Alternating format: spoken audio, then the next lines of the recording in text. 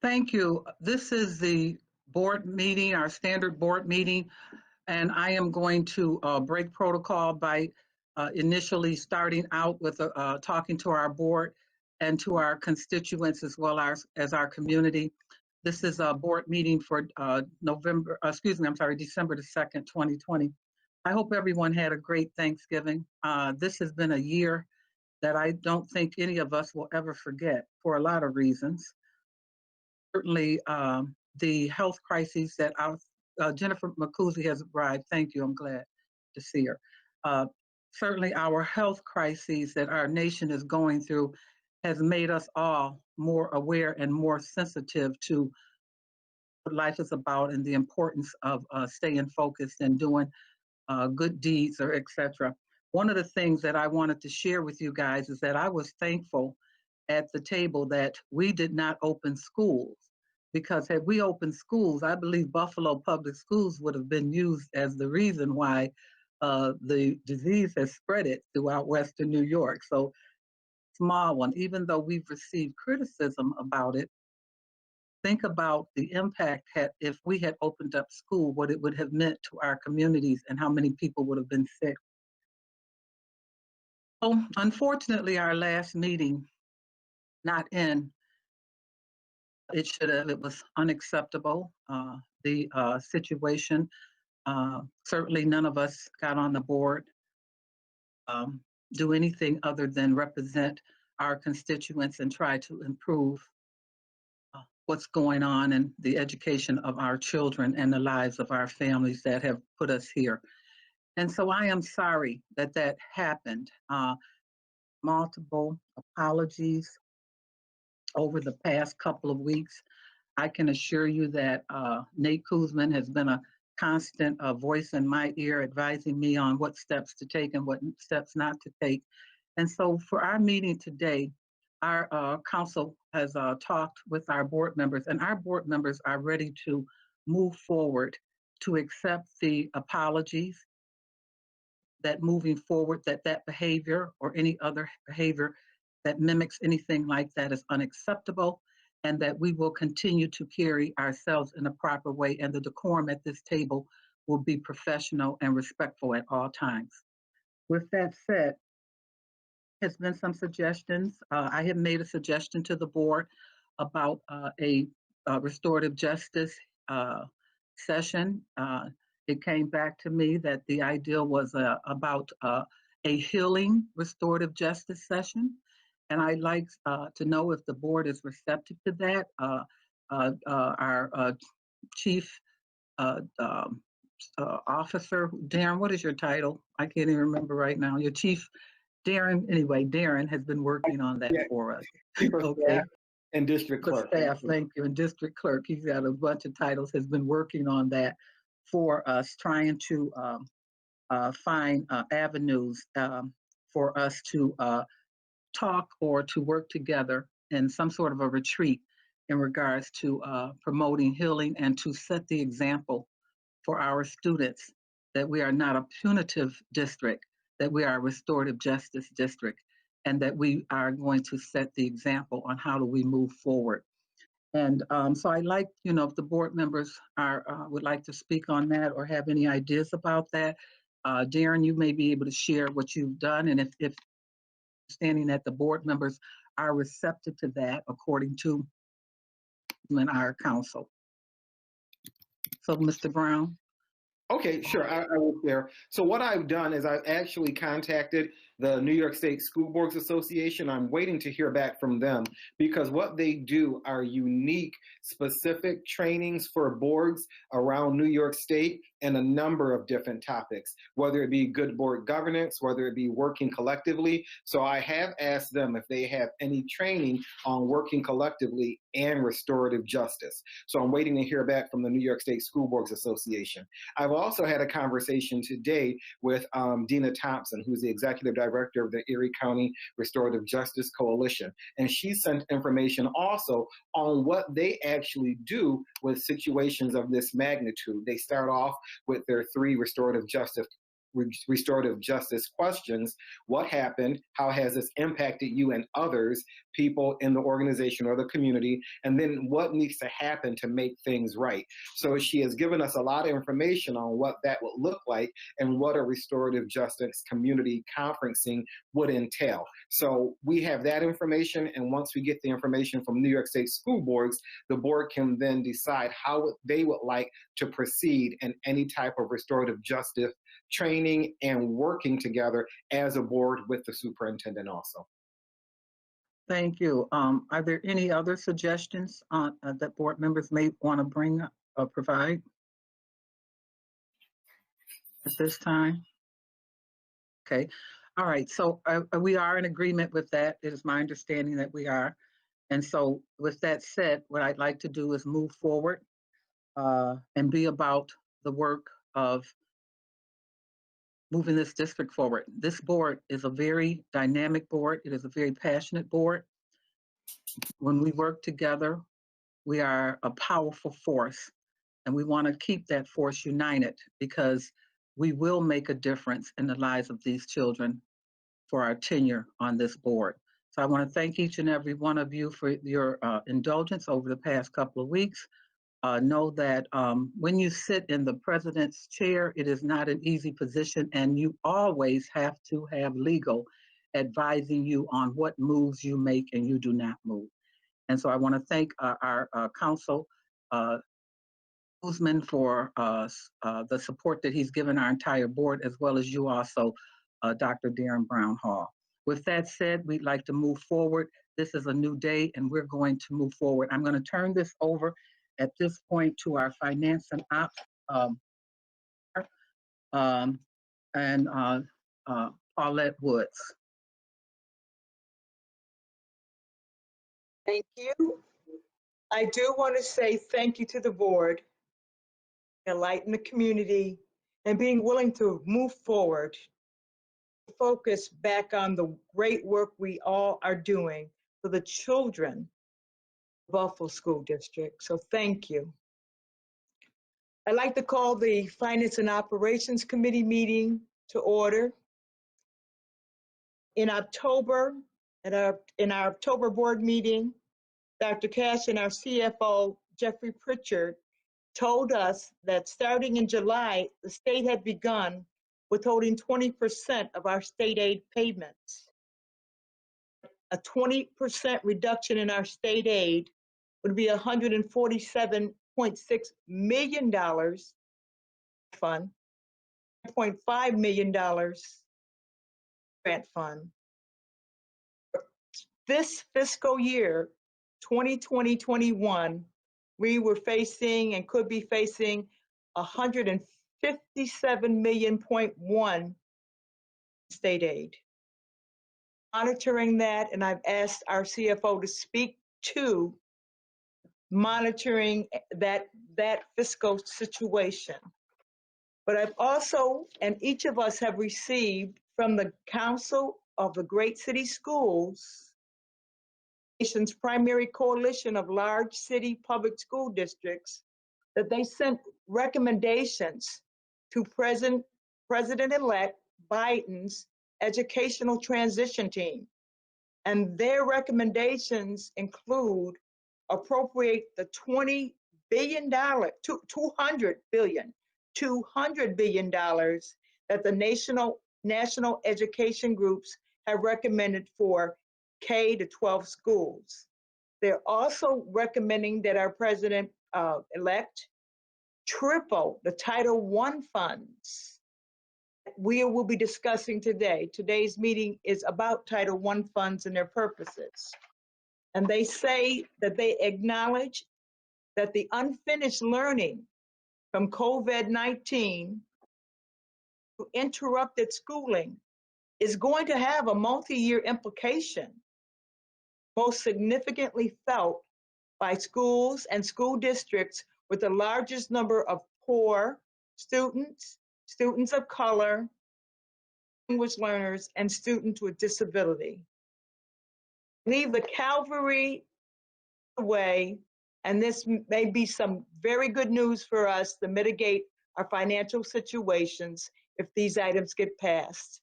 And with that, I want to turn it over to our CFO, Jeffrey Pritchard, to give us the update on those items. And then we'll have a presentation from Jamie Cohen on the Title I funds. Thank you, Jeffrey.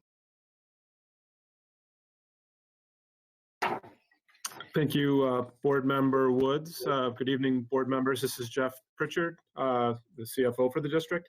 I think Board Member Woods really captured it pretty well. So the Council of Great City Schools has released a pretty comprehensive document. It's got legislative, regulatory, administrative, and policy recommendations for President-elect Biden's educational transition team.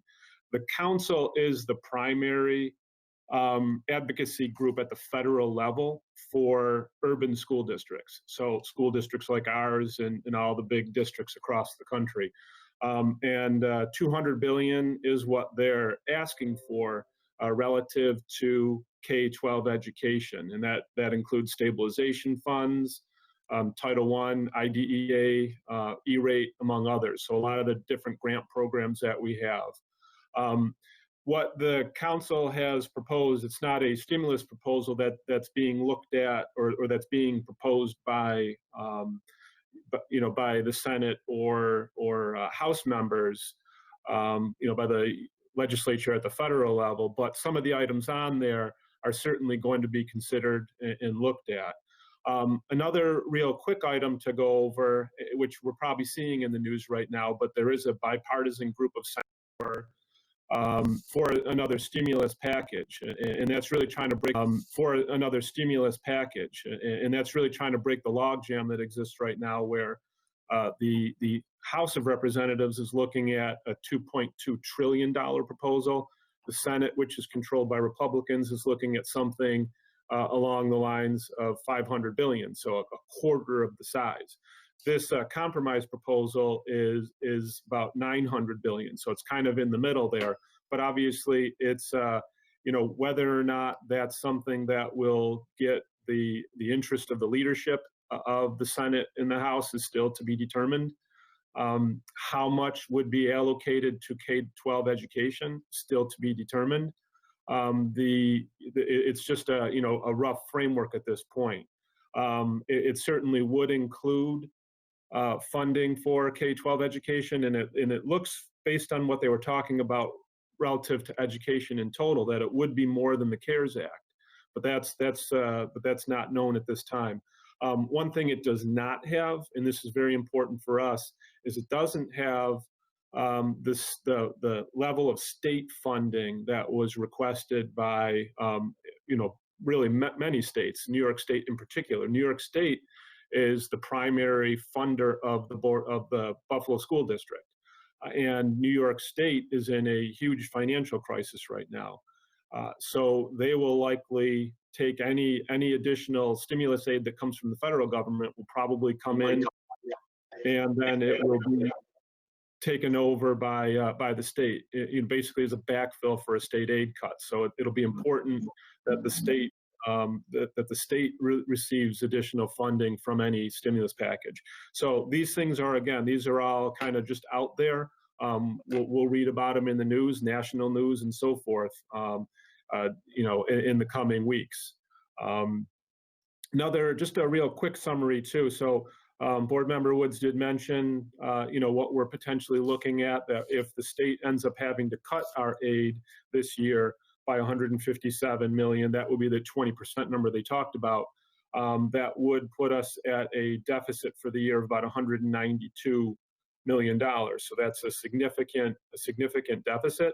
The state is really looking at that as a recurring type of cut based on their 4-year plans. But again, most of what the state's doing, I think, is really kicking the can down the road until they figure out what's going to happen at the federal level. And to that end, in January, the governor is supposed to be issuing his proposal for next year's budget.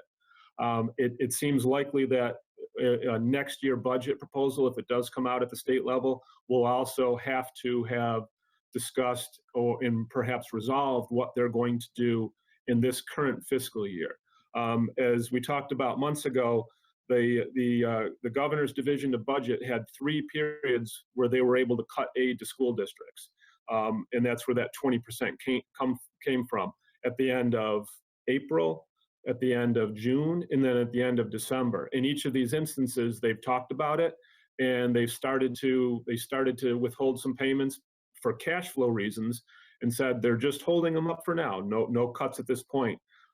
It seems likely that in January we'll have some sort of certainty relative to that, and that will certainly, along with the federal stimulus, kind of determine how things are going to shake out for the rest of this year and into next year's budget. So unfortunately, there's not a lot new from the last time we met. There's not a lot of certainty with where our numbers are, but we'll we keep monitoring it on a daily basis, and in the coming weeks, once we get into January, that's when we'll do our next full projection for the full year for the board. So around about the end of January, we'll have more projections that we can share, but obviously we may find things out sooner at the federal and state level, and those will certainly all be in the news when they do happen. And that's really all the update that I have at this point. So I'll turn it back over to Board Member Woods. Thank you, Jeff. The New York State Association Board emphasized that we should keep the public aware of the financial situation. It could be disastrous. And if we do appear to have good news with the president to address learning loss, the need for mental health trauma care, learning loss for our special ed children. Someone's looking, and the coverage, again, I say, is coming. Topic for the Finance and Ops Committee is Title I funds.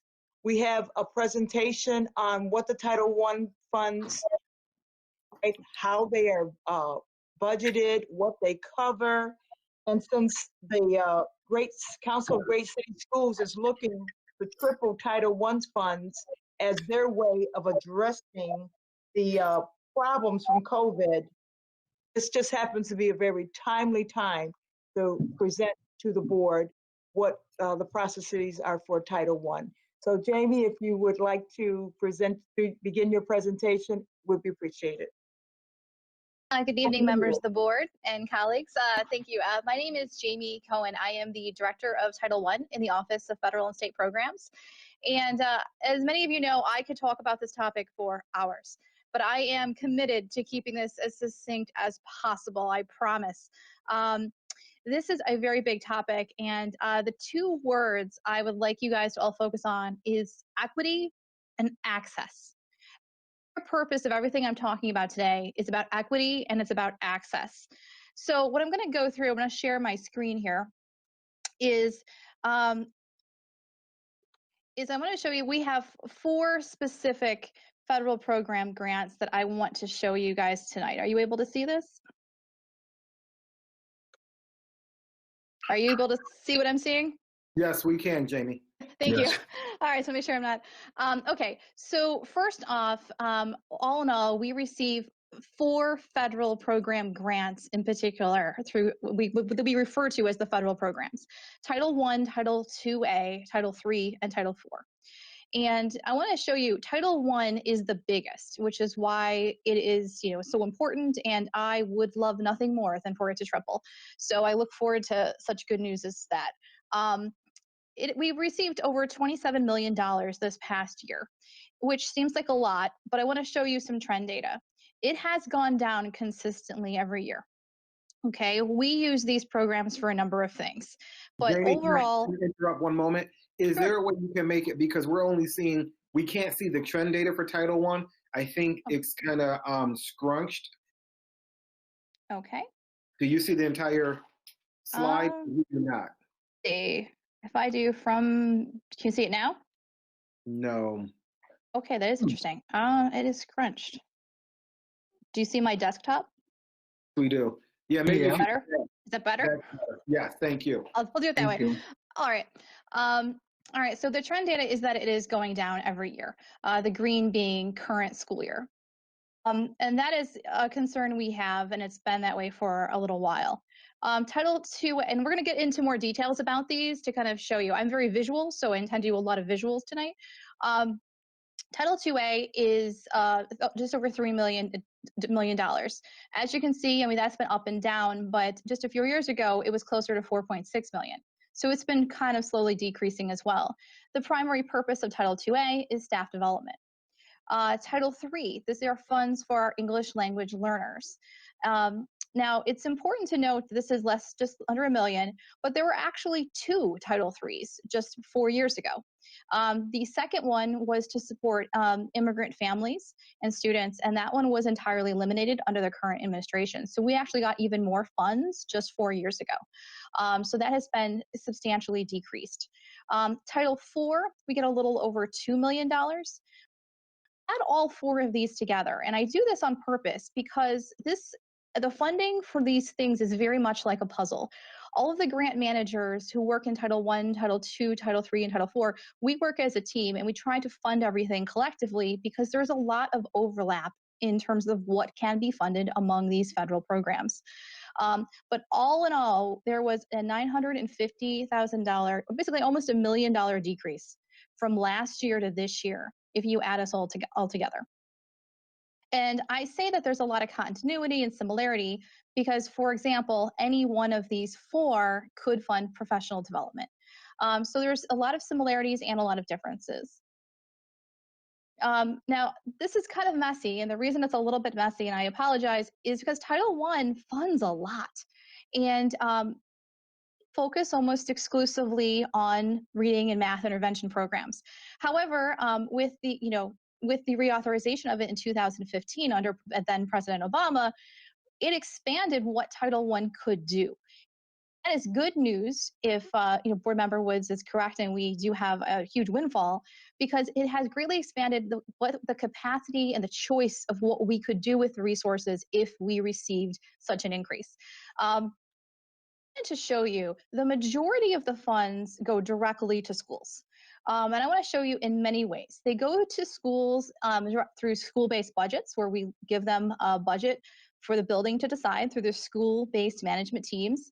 And they can decide and make the choices of how they want to do it. And here is just staff. 38% of the budget is just school-level staff decided through school-based budgets. There are some school-made level decisions that have to do with instructional materials, staff development. We fund instructional technology coaches, district level staff development, huge component of pre-kindergarten teachers and pre-kindergarten teacher assistants. The literacy coaching initiative is also funded through Title I. Some small portion of support staff. There is a requirement that we give a portion of this for equitable services to private schools. And we also pay for math and literacy intervention programs. And there's quite a few things here: homeless education, after school programs is a chunk, and parent and family engagement. And there's lots of little things in here. But I just want to show you, this is what we fund now. But, it's almost the entire pie. I mean, I would say at least, you'll see a majority of this goes directly to the building level. So we it's not as many centralized things. It is going directly to schools. Are there any questions about Title I so far? I won't be able to see you. I apologize.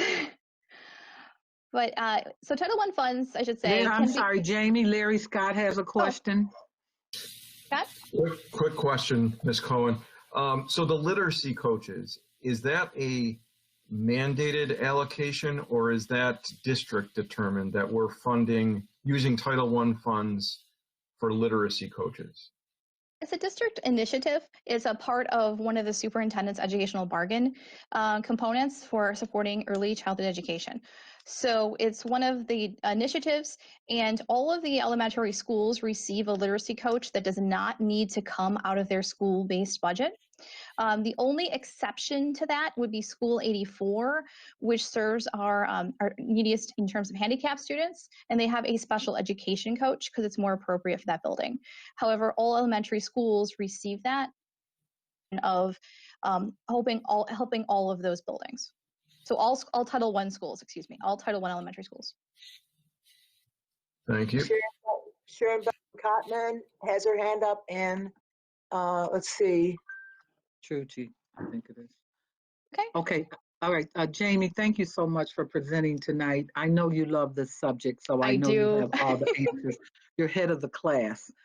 Jamie, I am curious to know, how is this pie split up? How is that determined? In other words, how do you determine that 0.7% or 14 and how is that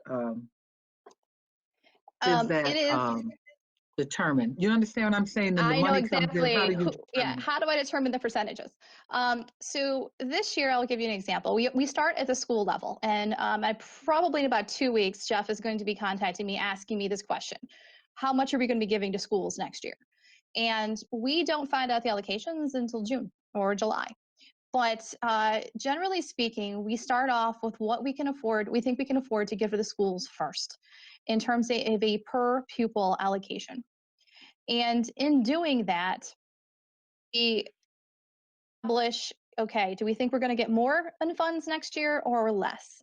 And so this year, we knew we had a pretty good sense we were going to have a reduction in Title I funds. And Dr. Cash made it very clear we were not going to reduce the resources going to the buildings no matter what. So we kept the per pupil allocation to the same from last year and into this year. After that, we make adjustments around it. So the next thing that gets funded is our district initiatives. And all of the district and everything we put in this Title I budget needs to align to the educational bargain. So in terms of, you'll see, we have pre-kindergarten. We support the universal pre-K program, and we've always, Title I has always supported pre-K. Our literacy coaching initiative, these are all the big pieces. But the slice of pie to equitable services is a formula. The parent involvement is a formula. We go a little bit above what we need to do for parent involvement, but it's all formulaic from there. The district cost has an established rate. Administrative costs is just what it takes to run, the people who manage the grant and programs. That is, and then what we have left over of that, we say, okay, then we make decisions. What did we do last year? Do we want to continue that? For example, we put after school, the ELT program, a piece of that is in here. We don't have a lot to decide, but we look at what are the things we need to sustain, and those are our biggest things. Beyond that, it's very much in consultation with the curriculum department and Ann Botticelli. Kind of we work it out together, but those are the biggest things are made. I also have to stress that stakeholder is crucial. I think that many of you have already attended some of my stakeholder meetings. I hold quite a few of them, and there's also surveys that go out. I get a lot of feedback. And so when that feedback comes back, we want to make sure that the feedback makes sense and aligns to what we're going to do as a district. And traditionally, so far, it kind of has. We are listening to the stakeholders as well. So often we will notice that, one of the largest and most highest scoring this past year on the stakeholder survey that went out to over I think we got 4,000 responses, 82% respondents said student mental health was one of the top priorities. That has never scored more than 10%, 82%. So you'll notice we have in here a crisis response team. We have a lot in here, not through Title I, but through the other programs. So we are responsive. Instructional technology scored high going into this year. So that's an addition. We did not have instructional technology coaches in the budget last year for Title I. So there's a lot that goes on to it. Okay, so there's a lot. But you started out by saying that it was equity and access. So yes. How do you determine that the equitable needs are being met in the buildings? All right, I'm going to show you school level breakdown, and I give you a perfect example of that. Okay, next. all right, okay, thanks. Because I like to give specifics and set of hypotheticals. There was another question. But I just wanted to make sure that I see that equity piece. That's all. Thank you. We have Lou Petrucci and then Terrence Hurd. Thank you, Jimmy. I have attended many of your stakeholder meetings. They're always very informative. You always get a very engaged crowd. They're good to see.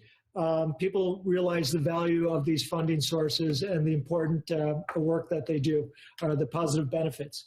I just had a general question for those watching. And what falls under the umbrella of equitable services to private schools? Because it seems kind of counterintuitive that the Buffalo Public Schools are providing services to private schools. That is a fantastic question, and I'm glad that you mentioned that because there's a lot of people watching that probably have the same question.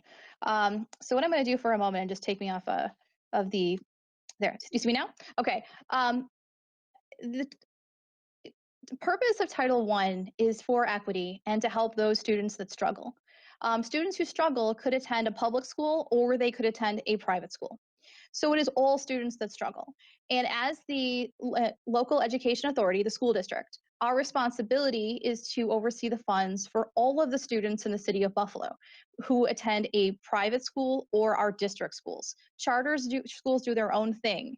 But as a district, we manage the private school funds as well as our own funds. Child sleeps in Buffalo and they're a Buffalo resident. Where they go to school, a Title I dollar amount is going to be assigned to them. So depending on where it goes. So a student that may live anywhere in the city of Buffalo and choose to go to, for example, Canisius High School or St. Mark's or Nativity Miguel, there's quite a few private schools we have. We manage those funds on their behalf. So, and they are held to the same standards and rules as ours with some minor tweaks, but that is the purpose. So it is the same. We have to keep the same timeline, the same budget, and that sort of thing. And that is the same. So they have to be eligible for Title I financially to get Title I, but all students who attend that building are counted for Title IV and for Title IIA and that sort of thing, how that works out. So there's a lot of caveats to it, but that's the most essential, bare bones, easiest way to explain it. So we are responsible for the student, whether they go to a private school or they are incarcerated. We are still considering them one of ours. Thank you very much. I appreciate the explanation. Okay. You got two, I believe, Mr. Petrucci. I think I said two questions? No? Okay. Bird was next, Amy. Oh, that's it. Okay. Barrett?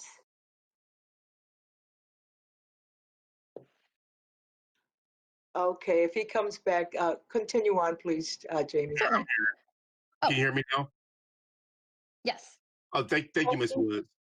And thank you, Ms. Coens, for your very in-depth explanations, and really love being in your classes and your seminars. There's two questions.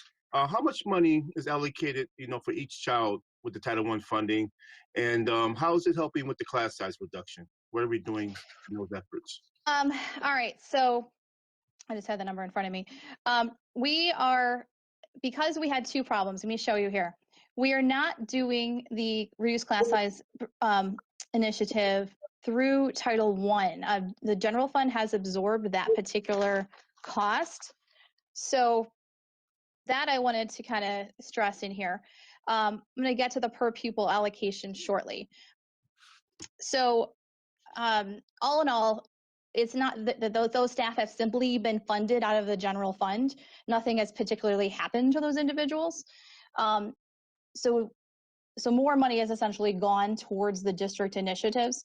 Well, notice here, I guess I should say more succinctly, since the funding has gone down, something had to leave the budget. We also had less rollover from the previous year. So the general fund did have to assist. I guess you could say that way. Jamie, the question Yes. the question was raised when the budget was being passed.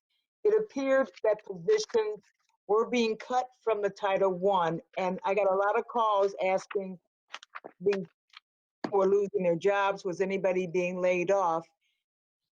That's one of the things I really wanted you to emphasize, that the positions weren't laid off. These positions, which were for reducing class size, were moved. It Yes. looked like they were cut, but they were actually moved to our general fund. So we continue to support reducing class size, but it wasn't funded by Title I, but it wasn't a cut in positions, which was what I was receiving all the questions about. So I appreciate you going over that in detail. Yeah, the positions were not cut. Jeff Pritchard and I work closely together. We just simply transferred. It was funded from one place to the other place. So we just funded differently. There were no big layoffs from Title I. There's always little tweaks from year to year based on school level decisions, but there were no layoffs from Title I. Okay, that's what I was missing in your chart, to see how the class size reduction was proportionate, to Title Ones. But you're saying that they all went over to the general fund, and that's coming through that source then. Correct. Okay, and since it went over to the general fund, is it the same basis of class size reduction? Is the emphasis the same within our schools, or?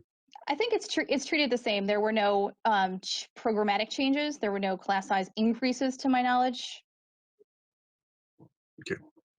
Okay, thank you.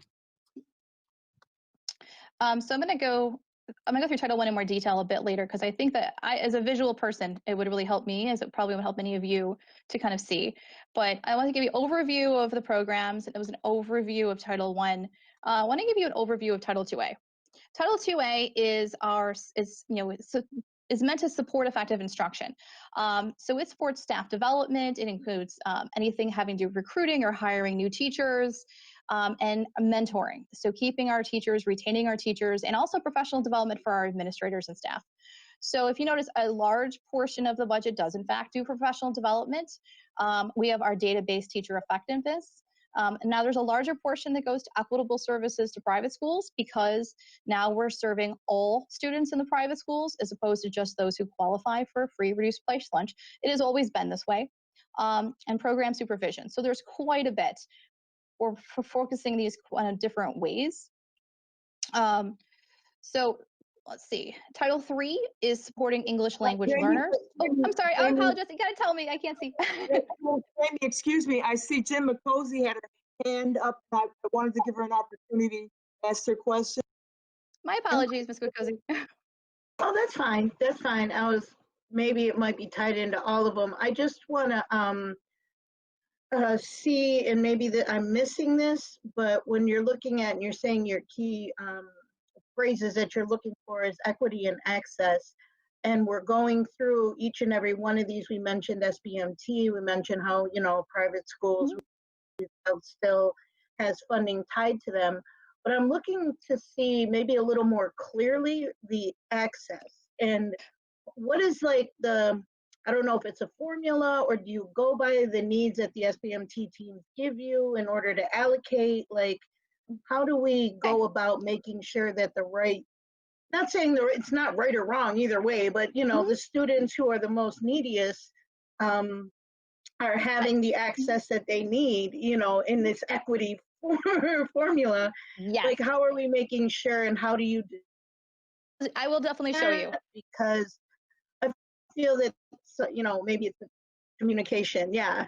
Thank you so much. That's all I'm looking for, is like, how does it all tie into, like, if I was telling just a constituent how this works, I'm going to show you at the school by school level, kind of like a snapshot, and you will see how poverty ties into resources and needs tie into resources, and how that panned out with these budgets. Title I is a little different than how Title IV was handled. And Title I and Title IV affected the school level the most. So I will definitely show you that. That's one of the things I get really excited about. So I will make sure that is there. One moment. So I'm going to look at Title IV right now. And Title IV is fairly new to us. We didn't have Title IV a few years ago. So Title IV is where you're going to see the word access more. So equity happens at a more addressing poverty level, and it is increasing the resources for schools based on academic and financial need. Title IV is more about access. And in Title IV's access, this is meant to do above and beyond, and all of these are meant to go above and beyond what the general fund can do. So this means we've added advanced placement teachers. So like AP Sciences and AP Calculus and whatnot. We've also added instrumental music. This means more students are able to access advanced placement programs than before. And more students are able to, at the middle school level, to take a musical instrument for the first time.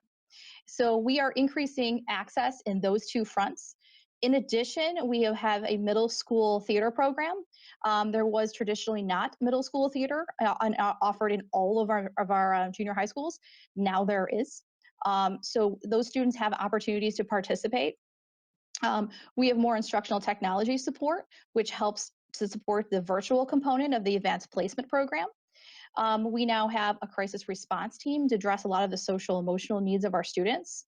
And we're having professional development, and this is on everything from trauma-informed care to restorative practices to social emotional learning and that sort of thing. And that is the biggest chunk of what we're using our funds for this year in the terms of access, is how I would identify this particular grant use.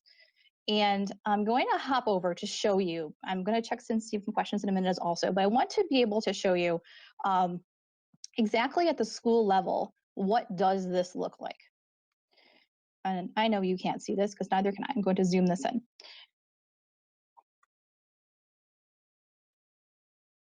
All right, can everyone see? You actually have to select the new document you are. I did not. Share. Okay, thank you. Absolutely. I will do that.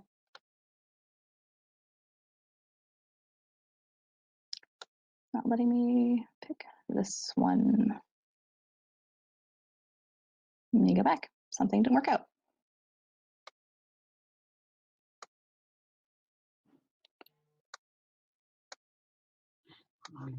Take your time. I apologize. There we go. Didn't offer this as an option. All right. Now we're all looking at something with red and yellow. Okay. This particular chart shows at the school level, and it will allow me to demonstrate how the funds and the resources tied to the outcome. Like, why did this one particular school get this much in resources and another school got a different dollar amount in resources? Why? How did we get there? And I'll show you right now. So we have here the schools organized by school number, and it shows you the grades, its school accountability status, the number of students reported, and we always use prior year school beds data. So from 2019, the poverty percentage. So this is the poverty percentage we use for calculation of these resources, the number of Title I eligible students in the building based on poverty, which results in the Title I allocation. So the Title I allocation for each building is determined by multiplying the number of students times the per pupil allocation and taking into account poverty. Okay, so these are the school level allocations in which the schools were able to determine how they would use their resources to support their school's overall improvement. In addition, it shows which schools received a literacy coach. I want to point out that we do have 2 schools that are currently not Title I schools. That would be School 50, North Park Community School, and City Honors. They do not receive Title I. So the Title I allocation is here. They also receive, in addition, a Title I parent involvement allocation here. And those resources are then developed, determined on a school level. And I will show you even further breakdown if you want next of Title I. But I want to show you over here, Title IV. So I'm trying to keep everything the same frame here. So for example, Title III received a 0.17 supplemental instrumental music teacher. This is an extra day above and beyond what they normally would have had of instrumental music. So if middle school students attended the building, the school was offered an extra day of instrumental music if they were already offering instrumental music, because one of the rules about federal funds is it has to go above and beyond what you're already doing. So we can't be the only funding source for instrumental music, but we can help with however it is already being funded. Okay, so every school got offered an additional day through Title IV to increase access.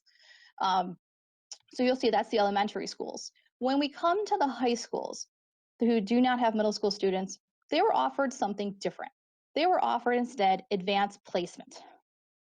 Title IV, City Honors does apply and is allowed to use Title IV because it is not based entirely on poverty. It's based on overall school enrollment. So the schools here, the numbers are not all the same. Here they were all offered equally an extra day. However, at the high school level, schools that struggle more were offered more. And this is in the form of an advanced placement teacher. And the schools determined what particular subject area that would be, but it would be an extra period of an advanced placement course. So schools who are CSI, for example, you will notice would have a 0.4, whereas a school in good standing would have a 0.2. So we did delineate it, give a little bit more to the schools that needed more. So overall, we resulted in 4 teachers total being funded. So that is what it looks like school level, in terms of what was offered at the district level. And that used up the primary dollar amount of our Title IV resources. So I kind of sum us up with Title I. Title IV is primarily instrumental music and advanced placement teachers, as well as a theater program that was offered that is funded centrally. It is going to, by the way, quick aside, reactions for this. The theater programs, the middle school levels, the show is expected to go on. They will be looking at doing Zoomsicles. So I want to give a little plug out of the theater department that I am very much looking forward to this. So the students, the show is expected to go on. So I'm looking forward to seeing details about that this spring. We're planning that out. Before I go on to the details about just Title I, trying to show you a big picture of something that I normally spend 3 hours on per grant. And I'm hoping everybody's with me. So, Okay, it's up. okay. All right, now I'm going to show you what Title I looks like, because Title I seems to be the big kahuna that everyone, Title I, but I want to say that I'm going to show what we have spent the money on. However, if we were to triple our resources, we could get much more creative and robust in what we can offer using these resources in terms of everything from social emotional health to reading and math intervention. There's a lot we could do. Difficulty is the dollars themselves are not necessarily at the moment. So is everyone able to see this Title I budget at a glance? So for Title I, this is a snapshot of the entire $27 million grant. So I put in this column our actual budget using the allocation. And here is, I think we're going to get about $500,000 that we're going to have left over from the previous year, which for a $27 or $28 million grant, having $500,000 left isn't a surprise. Every fund line is going to have a little bit of a balance left. Not every, many of them will. So in Title I, there are required set-asides where we as a district do not have a choice. But how we spend them is the choice. One of them is that we support homeless students. The purpose of Title I is to support our neediest students and provide equity. So I always put this one first. So we support the McKinney-Vento grant. We help provide uniforms for homeless students. We have a lot of our staff that goes to homeless shelters, looking for them after hours, as well as during the day. Support the Connors Children's Center, which supports our neglected youth. We have a piece that goes to the private schools that we talked about. 1%, and this is where it comes formulaic, 1% of our overall Title I allocation must be used for parent involvement. Now you take that 1%, 90% of that goes to schools, and 10% goes to the district level.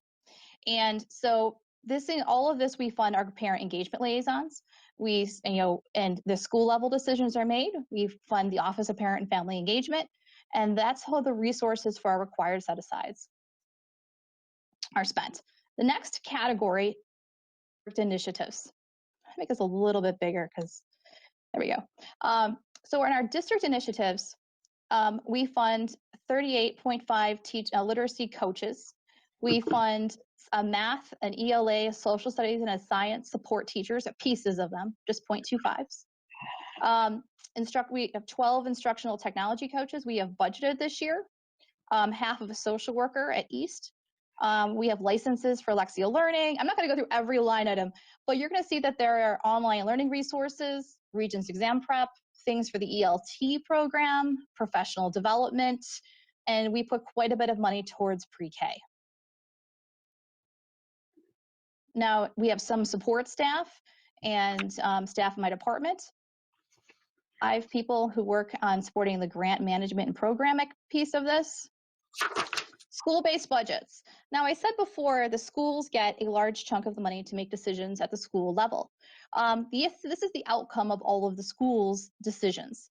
So you can kind of get an idea of where the schools are choosing to spend their money. For example, 13.75 teacher assistants.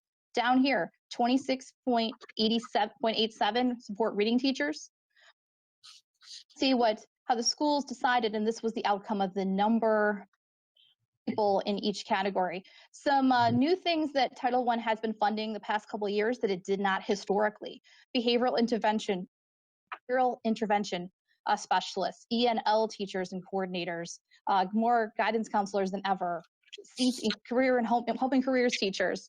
Pretty much, if it's going to improve the overall school, Title I can fund it. So, and we're expecting hopefully $500,000 to go to support the ELT program. So that's where the plan is for right now. So overall, this is the general snapshot. Pull everything here. Do we have any questions? Can I just say this very quickly? These are the same documents that Jamie supplied to all the board members. They were sent to all of you approximately 5 minutes before the meeting started. So you do have copies in your emails. Okay. We have a question from Sharon Belton Cotman.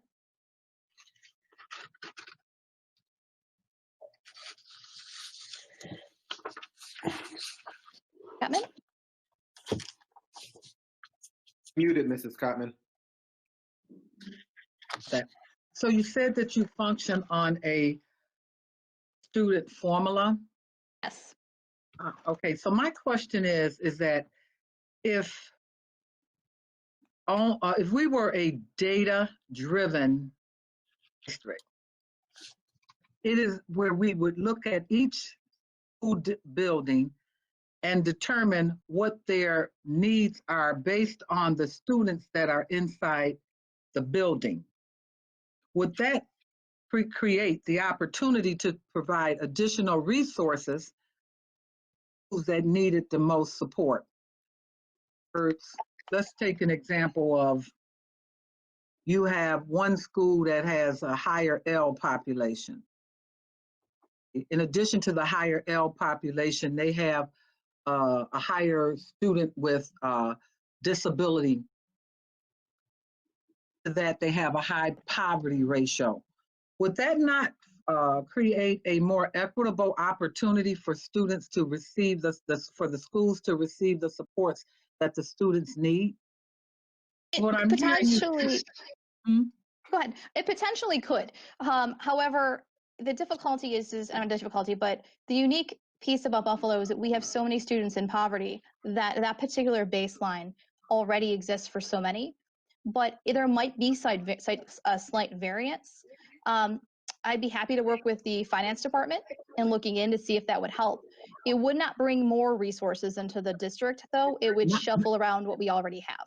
Right, I'm sorry, yeah, I shouldn't have said it like that. So it would pull around the resources, but the children with the greatest needs would receive the greatest support. Because what's happening is that what I'm trying to figure out is that we've been doing things a certain way for a long time. Look at our data, success of our children is just not somehow or another happening ratio or at the rate that I feel it needs to. And I'm trying to figure out, what are we not doing schools to make sure that we're strengthening the staff so that they can educate these group of children. So a per student formula for the entire district, I don't know if that's actually fair. I think there might be some situations where data that certain schools would need greater support schools. And so we would use other funds to take care of those schools where you would use the Title I funds. And I think we're missing an opportunity here to take a look at that. I really think we're trying to figure out how to address the issues, our performance. And I think it has to do somewhat in sources that are coming in, because we know when children have music, okay, in the buildings, that they're more likely to learn more, they're more excited about education. But we only have a small percentage of our children that are even allowed to take music classes because the school-based budget has to first reflect that they have allotted money for music. Well, that's not happening in certain schools. So I'm starting to think that, this year, 2021 year, that we really need to start having a conversation about using data in a big way to drive our decisions in this district and stop just using the same thing over. I mean, I really think there's a need for that conversation. I really do. Thank you, Jamie. Richard has his hand up. Yes, I agree with President Cotton's sentiments. And two things I was looking for the district to try to look into, or maybe to try to maybe have our partners work with, is family literacy and extended day. If we can use the Title I funds, to help with our extended day program for our children and family literacy, and not just incorporate after school programs, but maybe have time left over for a child, maybe if he didn't get work done, or help with understanding of maybe a certain subject, that we can have some type of transportation available for that child after, if he can stay after school, and or she can stay after school and try to retain that information or absorb it. Okay, I think that we have the ELT program going on in the past few years to address some of what you're saying. It just looks a little different this year, but I like your ideas, guys.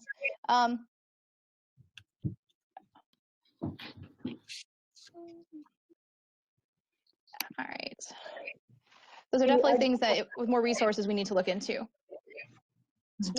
Questions? Now that issues that we've been complaining about, our constituents have been complaining about, is addressing the whole child. And you putting in this additional music teachers did help, but since the federal government has a rule against supplanting, and maybe we need to first make sure that we give each school that allocation of some music teacher, so that then you won't be supplanting when you can give every school some additional music teachers. And the whole child does require that we guidance counselors. There's a lot of trauma going on, and you use the funds to address social workers and counselors and some of the issues that our parents are bringing to us. So when you can you speak more about how the public gets input priorities also? Certainly.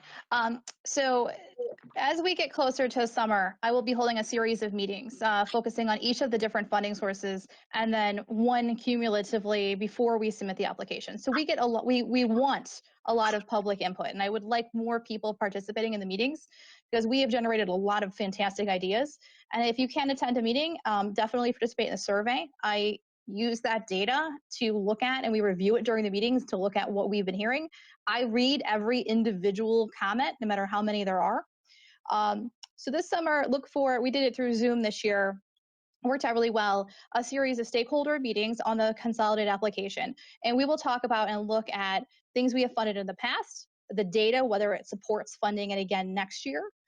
We look at different ideas of what can be funded. We talk about what are the rules. We have to stay between the rules, but the rules have opened up a little bit for example, Title I. So we look at what can be and what is possible. So for those listening tonight, please be on the lookout for these particular these meetings. We have had teachers and parents and community groups all attend these in the past, even some students, definitely members of staff have always attended. We want that input because we do use it, we do value it.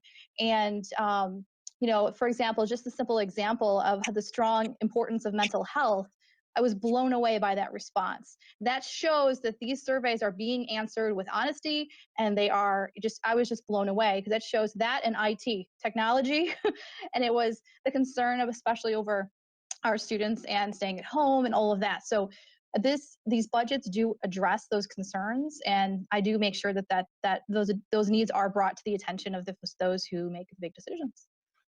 And may I say something, Jamie? Because it's really important because we know how far and wide our meetings and our committee meetings go now. So it's important that we establish a baseline and we clear up some things because I don't want anyone leaving this meeting thinking that we do not have music and art in our schools. Okay. So we are definitely supplementing, not supplanting, because we do have music and art in our schools. What Title I and the other grants, like you saw the Title IV grant, they're increasing that level in our school buildings. It's really important that we acknowledge that.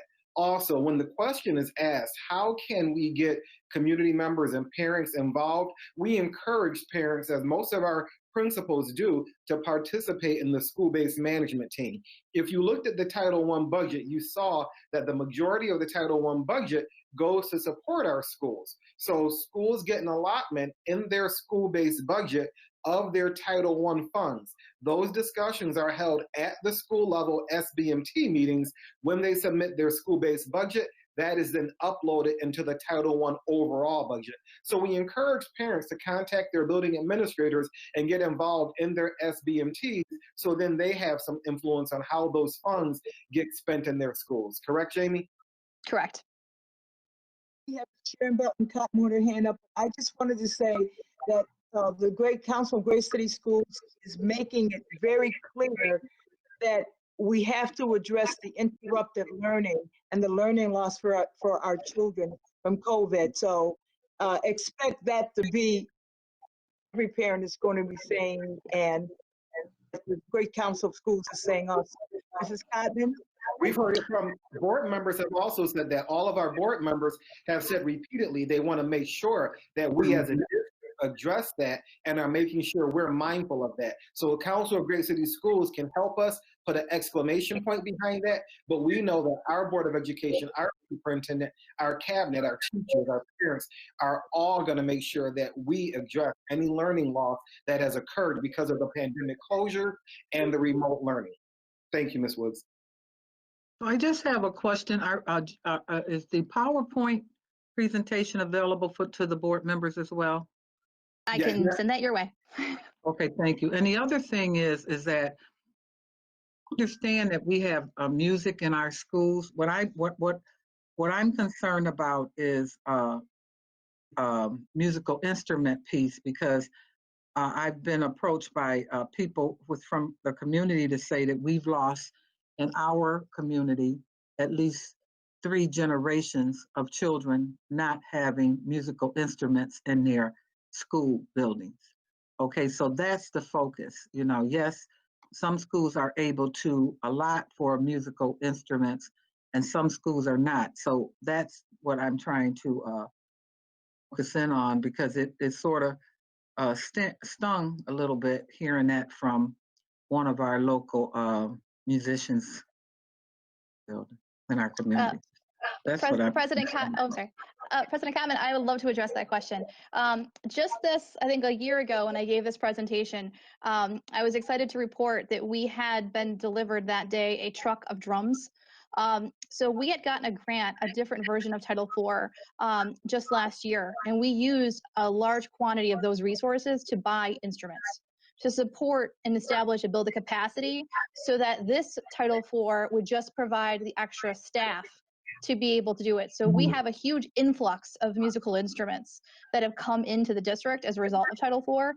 So now we have the instruments that can be used repeatedly and we have the funds to bring in more staff. Would more be better? Absolutely. But we did, I'm always for more. So we did actually bring in a lot more instruments. So that was important, you know, in terms of like saxophones and drums and all of that. Band instruments have happened. That has happened. right, but not in the, traditionally the schools that are traditionally have not had them for generations. It was bought for the whole district, and then they're distributed as they are needed at the school levels. So the individual school did not have to purchase them. Some of that was used to to replace and repair, I was also told during that period as well. So all of it was not new equipment. It was some being given to students. Well, I shouldn't say that. All of it was not used just to give to students. Some of it was used to repair and replace things. But that's something that I'm going to be looking at because if we were talking about issues that engage our children, that is one issue that I think we need to start looking at real seriously if we're trying to engage our children, particularly in a virtual environment. So music is that. Thank you so much, Jamie. I appreciate your patience and your work you're doing. Thank you for having me. Have any other further questions? Thank you, Jeff. Jamie, very informative. We will be looking for more community input, decisions on how we spend these funds. But thank you for your presentation. This concludes the Finance and Ops meeting. And I guess we move on to our next committee, which I believe is Lou Petruski. Executive Affairs. Thank you very much, Ms. Woods. Thank you very much, Jamie, and everyone that asks questions. It always helps to get more information out to our public. If there are any follow-up questions, you feel free to email me, and I will work with Jamie to get answers back out to the board members in an effective and efficient manner. We'll turn it over to Mr. Petrucci right now for our Executive Affairs Committee. Thank you very much, Dr. Brown-Howell. I just want to set the table for our presentation tonight. This week we had the opportunity, myself, Larry Scott, Dr. Kathy Evans-Brown, and who am I missing here? Who is the fourth person? Oh, Sharon. Oh, I'm sorry, President Cotman. How can I forget President Cotman?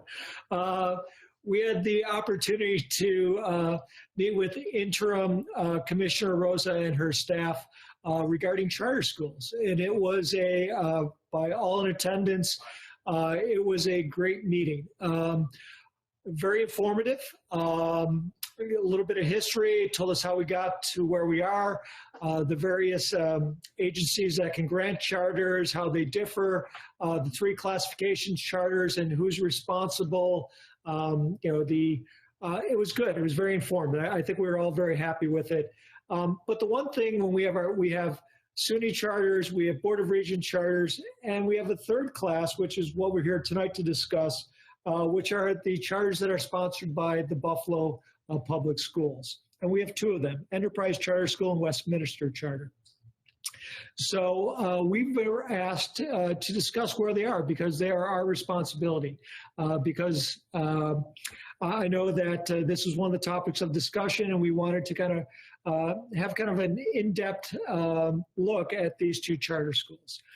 So at this point, I was going to turn it over to Dr. Chisholm and Ms. Bullock to see where we're at, because I know that they were going to kind of say where we're at and where we're going, and they have a nice presentation for us this evening. So I don't know who wants to be the lead person, but I will turn it over to the very talented people that are on the Zoom call. Thank you, Board Member Richard. You and Jamie Cohen, you guys are a hard act to follow, but hopefully we will do our best here. I'm going to throw our presentation up. Lorinda and I are going to tag team. So can you guys see that? No? We can. Would you like Mike Lucci to put the presentation up, because he has it and he could put it up on the screen also? That would be helpful. You put up the presentation, or Admir, the presentation for the Enterprise and Westminster Community Charter Schools? He's working on it right now, Darren. Very much. So we're going to talk you through, and there we go, the PowerPoint. So probably 3 or 4 years ago, Dr. Chisholm and myself, we were afforded the opportunity to begin to work with both Westminster and Enterprise. And we were charged with looking at them again, helping them walk through the authorization process, and to bring it along and make sure it was aligned to the way we review schools, our district schools. And so our in-district process can be pretty rigorous. It's a 2.5-day process. And so we brought Enterprise and Westminster along, and we brought them into the same kind of structured review process that we do with our schools in district. Mike, can you go to the next slide? So as you know, the last time Westminster and Enterprise came up for reauthorization or rechartering, right? Same term, two different terms, meaning really essentially the same thing. What happened was that, to be quite honest and frank with you all, there were some folks at the CSO, the state charter office, who were not necessarily behind Westminster and Enterprise, and they were thinking that perhaps they needed to be closed. But because we authorized them, it really was up to us. And that landed in your lap. And as a new board, a fairly new board anyways, it probably wouldn't have been prudent to do that. You guys hadn't had the opportunity to walk through, to meet with the leaders, and to see what was going on. So Enterprise and Westminster, Dr. Chisholm, correct me if I'm wrong, they were extended a 2-year extension. Renewal. Yeah. 2-year renewal. And so two-year renewal. And so now we're at the point where we need to make recommendation to the CSO whether we want to reauthorize them or not. And so this is our proposed timeline. In November 20th, November 2020, obviously, we're going to get in contact with ECS in Westminster, and we're going to schedule a mid-year virtual review. Now, Dr. Chisholm has already done that. We've been in contact with them. They know the kinds of things that they need to pull together for us. We're going to be sending them some more documents on December 7th, a self-assessment tool, which is going to begin the review process. In January is when we're going to do the actual site visits. And Dr. Chisholm, remind me, what are those dates again? I believe January 5th and January 12th. They're both Tuesdays. And so on those days, it's pretty much we're going to be with the charter school all day. Myself and Dr. Chisholm, we're going to conduct virtual classroom observations. We're going to conduct virtual focus group interviews with teachers, leadership staff, paraprofessionals. We meet with their board of trustees. We meet with parents. We're also going to conduct a curriculum audit. Dr. Chisholm today was in touch with Assistant Superintendent Kelly Baudo, and each of the core subject area directors and on-core subject area directors will be auditing the curriculums. And so that's everything from English and math and science. We're going to be looking at music. We're going to be looking at art, PE, and health. We're going to look at everything that they do there, including all of their interventions, both academic and social emotional. We look at all of that. And then our hope is to have a plan, or excuse me, not a plan, a report for you all by the end of January. And hopefully we can make a recommendation to the president's, President Kottman's point, a data-informed recommendation to the CSO whether we want to reauthorize or not reauthorize that. And so our plan is to get that to them by March. And if we can get that to them by March of 2021, that will be in time for the April Board of Regents meeting. And our goal is to provide enough information for you guys to make sure that you are confident in your decision around whether we're going to reauthorize or not. Maybe you want to reauthorize one and not the other, but that's our plan. Mike, if you can go to the next slide. Lorinda, do you want to talk a little bit more about this, the actual process? Do. And I also wanted Mike, to just add that as part of the curriculum audit, not only do we look at the type of curriculum that they're using, the 4 content areas and the encore subject areas, but we also have the multilingual department as well as our special education department who takes a look at the curriculum to make sure that we're not just providing interventions, but how are we differentiating and what scaffolds are put in place for students based on the documents that they submit to us. So it is a full-fledged curriculum audit that's very collaborative with CAI, multilingual, and the special ed department. So the reauthorization process, as Ms. Bullock shared, really starts with the moment where we get our monitoring and oversight plan from the state ed department, and we make that first contact with the charter schools. Part of that is scheduling the review process, the visitation process, and submitting to them some preliminary documents that they need to complete and send to us that really helps us to drive our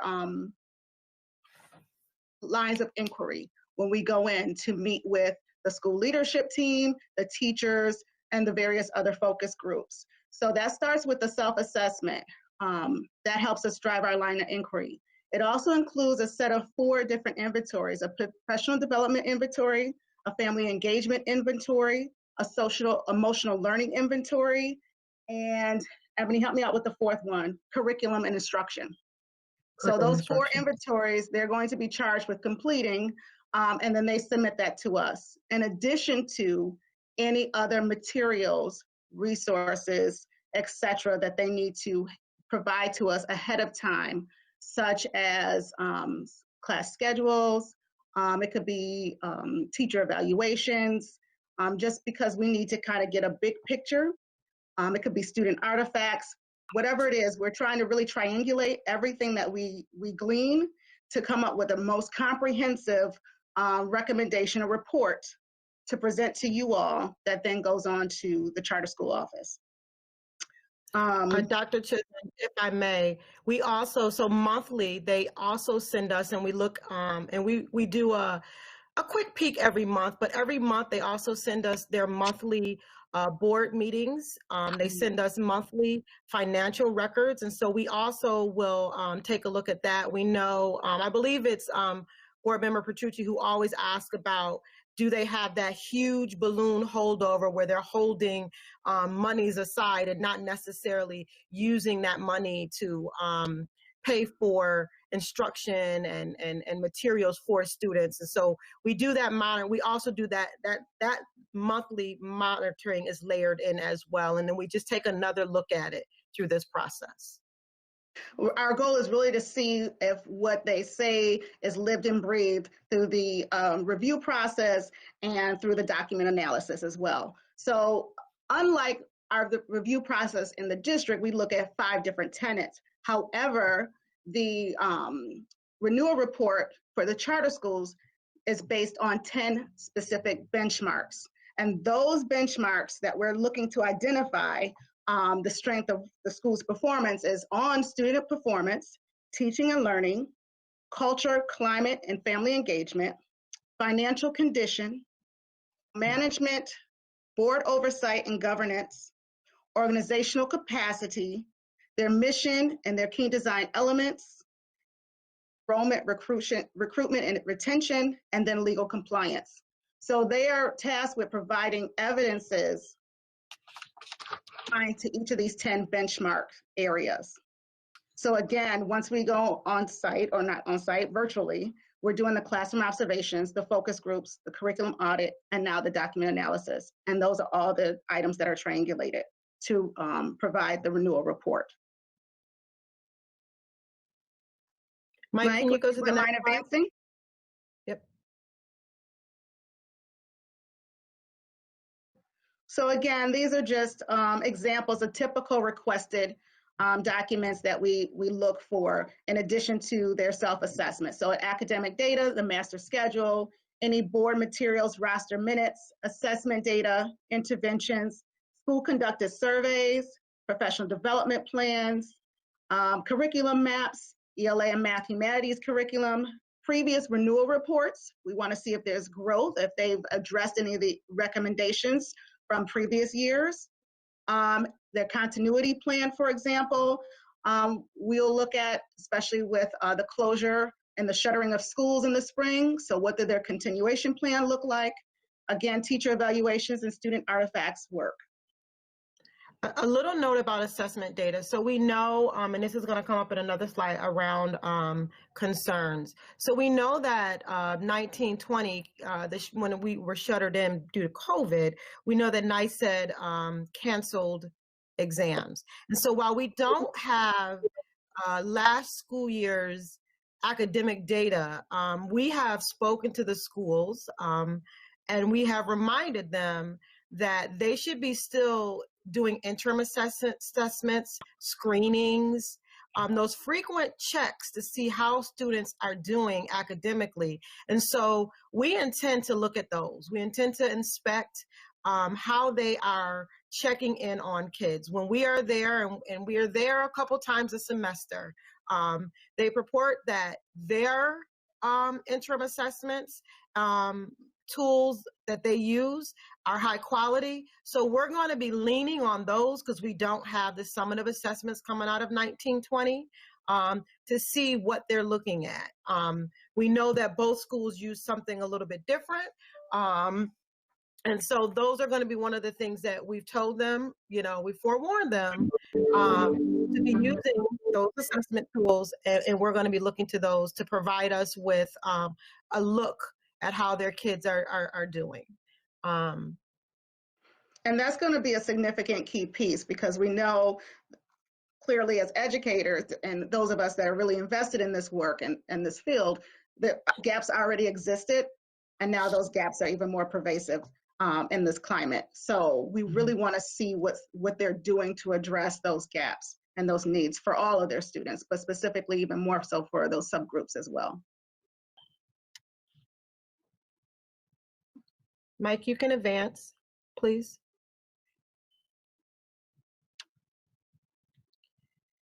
And so this is just a slide that talks about other data that we're definitely going to use.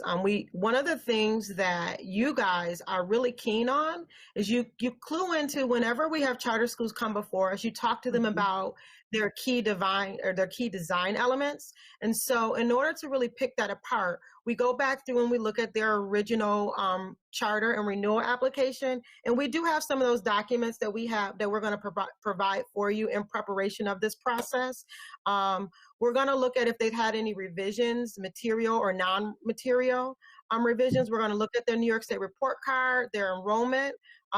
President Kottman, you're all over this piece. Who are they enrolling? How are they going after those kids? What are their numbers look like? How many students with different abilities do they have enrolled? So we get real deep in that. We look at their fiscal reports, their all kind of annual reports. We take a deep dive in their website, right? Because again, we want to make sure that if they are advertising themselves to have some sort of innovation that is solving academic problems for children, that they are doing exactly what they say they're doing. And as you know, with our other charter schools, the same thing happens with Westminster and Enterprise. We want to make sure that they're walking that talk. You can't say you're going to do this, some great music program, for example, and then when we get on site, we don't see that innovative music program or that innovative social emotional plan that's supposed to really wrap themselves around kids. So we look for that. We look at all kind of prior site visits. This next one is really interesting. We do a search for complaints. We want to know, do parents, because when we go on site and we interview parents, the parents are going to say, oh, Enterprise is wonderful. It's the best thing, since popcorn. But we also want to talk to those parents where, what, my child was in Enterprise and it didn't work. And we want to know why, so we get behind the complaints. And then we also look for any kind of trackers or dashboards that they have to sort of be keeping abreast of their data. If they have any kind of early warning flags out there, what are they? How are they? What are they basing those metrics on? So those are some of the other things that we really dig deep in. Did you need to add anything to this, Dr. Chisholm? Oh, that was very well. You did very well. Thanks. And then so with the next slide, can you advance, Mike? Okay, so here are our concerns, right? We know it's going to be very difficult to quantify the educational impact of COVID. We are struggling with that in district. We know that there may be some learning loss, but what is that? We're going to want to know how they are quantifying the impact of COVID on their student body. What are they doing to mitigate that, right? Another concern is quantifying student progress and achievement. We know that it's going to look different and they have to measure it differently under these circumstances, but we are really concerned about how they're going to do that and if it will stand the test, our test. We're just very interested in that. We're interested in how they're comparing student progress and achievement to pre-COVID, right? How are they measuring those two sets of data? And so we're going to get behind that. We're concerned about how they are assessing academic gaps, specifically among subgroups. Every time we look at their data, there seems to be a widening of the gaps amongst the subgroups. And we want to know why, and are they assessing that, and how are they trying to close those gaps? And of course, a concern is the impact of social emotional supports or lack thereof. How are they providing, for the whole child, the whole family in this COVID environment? And so these are our concerns about what we think we're up against with providing a fair look at these two schools and providing something that you guys can really hang your hat on to make this recommendation.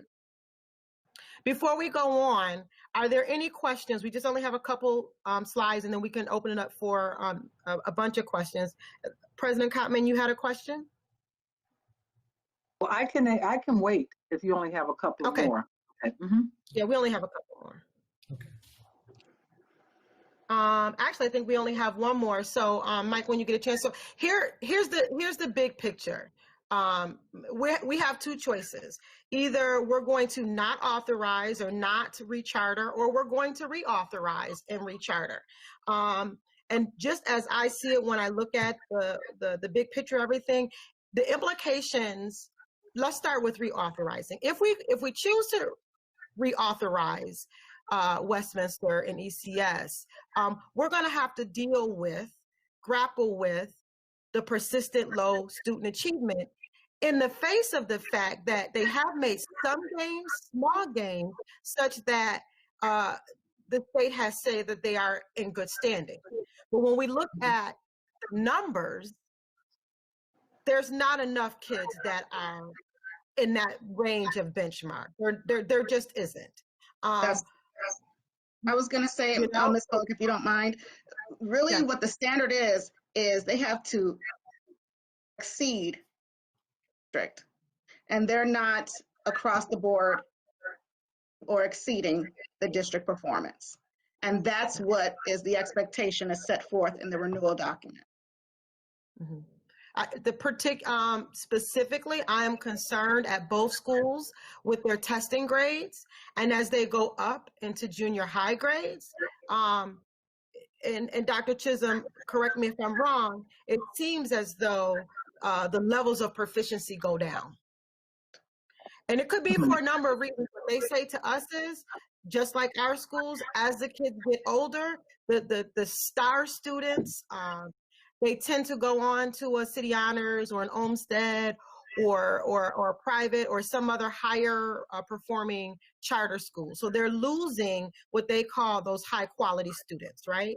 Can we hold on one moment, Ebony and Lorinda? Yeah. Because what I don't want to do is get into an evaluative mode for either school right now. Since we've laid out the timeline, let's be sure that we do our studying of the schools for this year and then provide the board members with all the information from years past and what you've discovered this year prior to doing any sort of summary at this point. If we could do that, just so we do all the information at the same time. Thank you. And so then the last implication by reauthorizing is that we're going to probably still have to wrap ourselves around them. If we choose not to reauthorize, one of the things that we need to consider is that we need to create a detailed plan for bringing both school communities back in. And that includes enrolling students, placing students, possibly interviewing and training staff, With Westminster, they are a conversion charter, so they could convert back to BPS. But we need to consider, and I think Associate Superintendent Dr. Wright is on with us. We also, there's an implication, or there's some work that we need to consider around Westminster has that relationship with Buffalo Promise neighborhood. So this is the big picture. We wanted to give you the process. We wanted to tell you some of our concerns and some of the implications that we may be facing with making the decision. And so then we can open up for questions. Thank you, Mike. You can take the PowerPoint down. Petrucci, I think President Kottman, followed by Larry Scott, was an order I saw of hands up. Oh, well, Larry Scott can go first. Yeah, and then I'll go next. Board members, if you could raise your hand, because I can't see who's raised their hands on the monitor here. So I will go with Larry Scott, followed by President Kottman. I have a question also. If someone else wants to speak, please, I see Terrence. Anyone else? If not, just raise your hand, let me know. So at this point, Mr. Scott, I turn the floor over to you. So thank you for that presentation. Certainly in these times, it is a challenge to gather data, reliable data, and it seems like you're finding ways to figure out how to get us good data, evaluative data. You actually answered one of my questions that I proposed to Commissioner Rosa and her team when we met with them about converting the ability to convert these charter schools back to a Buffalo public school. So you answered that for Westminster. How come we couldn't convert Enterprise to a Buffalo public school? Because Westminster was a full startup charter. It never was a BPS. So Westminster was the old school 68. So it literally was a BPS school that did a conversion. Okay. Enterprise never was. So I assume then Westminster is still our building. It's still our building. The administrators are BCSA. About 25% of their teachers are still BTF. They do have some that were hired under the BPN umbrella. So yes, the engineers are all our engineers, yeah. And then Enterprise, are any of those BCSA and BTF? Nope. They're not. Okay. And I just want to share some data with all of you that was shared from the presentation we got from the commissioner and her team. So over the past 5 years, SUNY has actually approved 5 new charter schools for Buffalo, while the Board of Regents has approved 3 new charter schools for Buffalo. The commissioner made it very clear that SUNY's requirements, their criteria for approving a charter school are much different. Overall, we have in Buffalo 7 Board of Regents authorized charter schools, 2 that are ours, 9 that are SUNY. So we actually have more that are SUNY right now and have potential to grow with SUNY. Statewide, there is I think at the cap is 460 something charter schools statewide. There's potential for 95 new charter schools to be authorized in the current state statute, but that is the exception is New York City. So charter schools can only be authorized outside of New York City because there's that cap in New York City. So without any change in legislation, charter schools can be continued to be authorized. And I think that was all I wanted to share. Mm-hmm. Yes. Real quick, Mr. Scott, do you want to comment about the 5% and the difference between number of schools and enrollment? Because I think that's an important distinction. Well, we have approached 25%. And I think you have said it, Mr. Petrucci, and I think it was Mr. Pritchard the other day said it too, that the amount of charter school students we have now are actually representative of another large district in Western New York, such as Williamsville. So that just gives you an idea on the growth that we're experiencing here in Buffalo.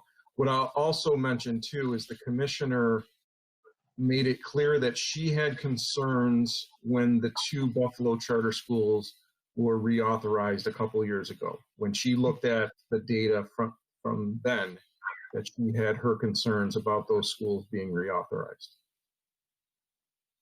Thank you, Mr. Scott. President Cobden, you have the floor, followed by Terrence Hurd.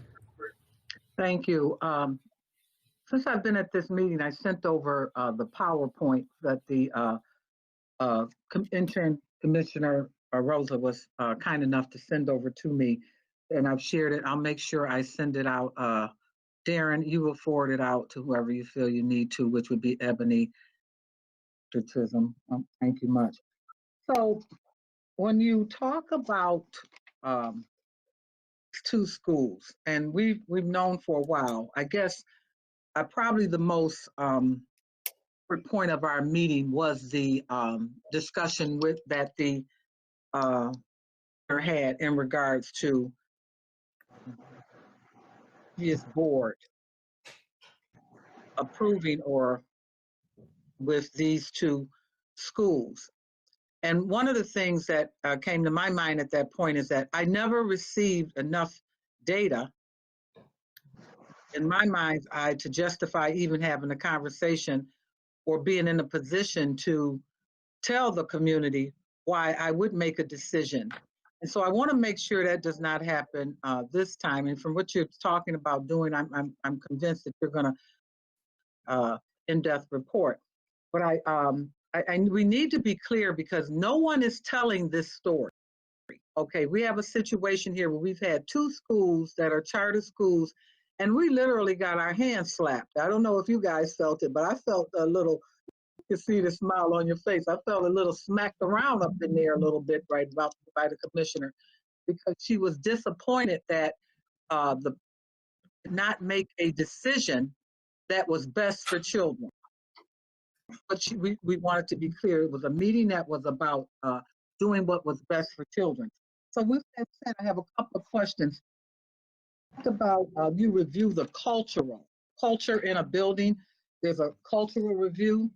Does that include the leadership and the stability of leadership? And how often the leadership has changed to these charter schools? Will you provide that type of detail for us? Yes, we can. Okay, because my concern is that if the school is already having issues, that the leadership remains stable. Okay, I don't know, and a reference that you get detail, or every month you get a report on the board meetings. Does that meeting, does that report include executive session information or not? No. All right. So you would not be aware of what the major issues are possibly impacting the district. Talk about an assessment. One of the things when I visited one of the charter schools, I was told that the one-day assessment is not a fair opportunity. And so conclusions that are made by, all the people who come in after one day is not really a fair assessment. I'd like for you to speak on that, to address that for me. And also, I'd like to know, do you review the amount of students that are being returned back to the district? And for what reasons that they're returned? Do you have that? Are you going to have that in your report as well from these various charters? And do you compare these charters to the district at large? Compare them to a similar charter, a similar sized school in our district? Because I'm asking, because oftentimes what I hear, and I heard it day, I think it was, or whatever day it was, that, Buffalo Public Schools, this, that, and the other, one takes into consideration when you're comparing our charter schools to our public schools, that we're educating all children in all subgroups. That would include special ed children, English language, our L students, all of our students in relationship to, you're not comparing apples with apples. And so I have a problem when a picture is painted of Buffalo Public Schools, and it does not include an accurate assessment of the schools that are being compared. And so I want to make sure that that's the case. The other thing is that how do you, in a pandemic, closing a school and not giving them additional time? You know, and I haven't seen the data or anything, but I'm asking these questions because, in fairness to the parents who have their children in these buildings, it's their choice. I think that they know that these two schools were looked at by the Board of Regents and Buffalo Public School, the board, because honesty, no one ever told us that we were truly, fully accountable for those two schools. I can remember being a potential lawsuit in the past because we tried to exercise our rights as the issuing entity for the charter school. So I need to make sure that, you know, you guys take into consideration all of that, but I am very concerned about stability in those buildings if we even consider, or at this point, giving them additional time that the environment is stable for the children. That's what I'm concerned about. So a couple things. So yes, we can get you the leadership turnover or lack thereof rate. We can get for the board the returning students and how that's broken down. With respect to the question about comparing to BPS schools, what they typically have done is their designation is based on the kids in their building, but also like schools in the district. So for example, the last set of like schools that ECS and Westminster was compared to was the old build, the build that was shut down, 91, 37, and 53. Those were the schools that they were compared. And so if they did better, even if it was a very small percentage points better, they could potentially earn their way into good standing. But those were the schools, those were their like schools. Who determines the like, Ebony? New York State. New York State, based on what? Is it the benchmarks that they use, or there's different set of benchmarks for charter schools? Based on enrollment, so the number of kids, the number of African-American kids, the number of white kids, the number of special education, so demographics. Free and reduced lunch, correct, Ebony? Yep, free and reduced lunch. Thank you. All right. And then the question about the pandemic, the stress. Right. And then I also wanted to answer the one about the one-day review. So yeah, okay. So with respect to the one-day review, in fact, it isn't really based on one day. We did 2 half days and then a full day. And we pulled all of that together. And we're going to do something similar this year.